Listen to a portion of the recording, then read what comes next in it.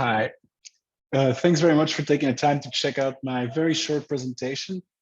I'm giving a presentation about a company I co-founded. It's called Handprint, and we're on a mission to help millions of businesses to become regenerative in a few clicks.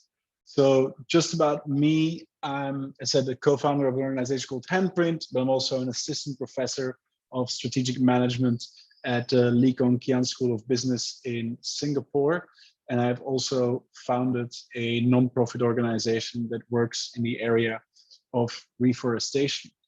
And so as an academic, we always are relatively biased to work from the scientific approach first and the general high levels of abstractness. But as I turned into an academic entrepreneur, I'm trying to merge my academic rigor with a more pragmatic approach to actually solving real world problems. And if we're talking about real world problems, this is one of the biggest ones we have at the moment. The world isn't doing very well in terms of emissions. And so what we see is, of course, the increase in temperature, and we are trying to do something about this. Policymakers, individuals, corporations, everyone is trying to reduce the global greenhouse gas emissions and kind of combat these warming scenarios. Where we are going now is nowhere near where we should be going. So this is a fundamental problem. So how do we get to this much desired 1.5 degree pathway? This was some of the things that we were asking about. And one of the problems we identify is that the way companies have overwhelmingly tackled sustainability is by doing this. We have to do less bad. And this is very important. Less emissions, less waste, less this, less that. But right now, this is not good enough anymore. And so increasingly, we're calling on organizations to start regenerating the planet.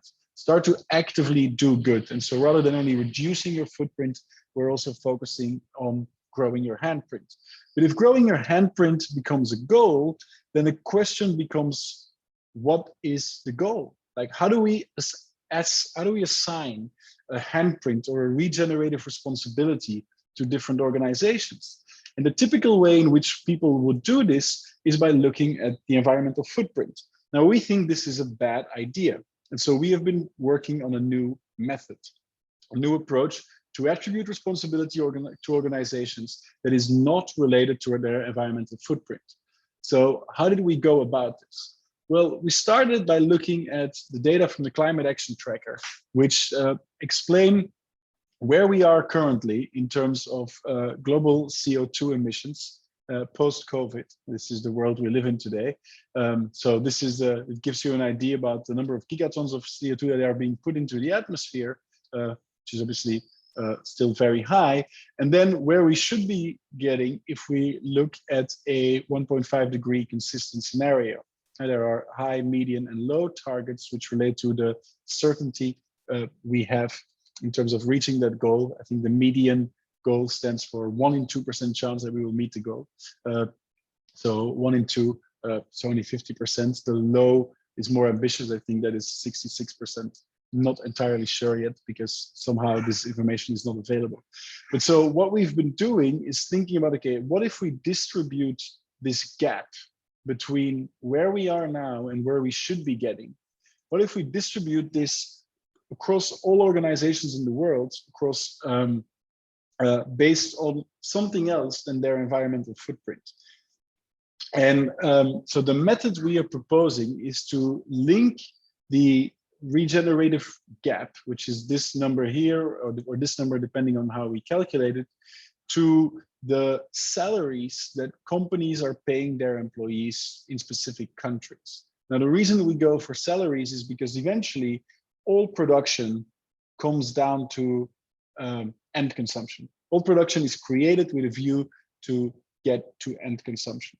And so by looking at the salaries that companies attribute or give to employees, we are looking at the consumption they are enabling. And so companies that are paying out a lot of salary should have a high regenerative responsibility. Now, the reason why we think this is so important is because the way we've tackled sustainability in the past is really by focusing on this reduction of negative externalities. And this is strictly the prerogative of the manufacturing and the transport organizations. Now, for the vast majority of us, like academics working in services, people working in digital, the vast majority of people in this day and age in the US and in Europe especially do not work in manufacturing and do not work in transport. And as a consequence, they can't do anything when it comes to sustainability because the dogma of sustainability has been completely constrained by saying we have to do less bad, rather than saying, hey, maybe we should do good, plant trees or do something else that has a direct positive impact, and integrate that into a daily business process.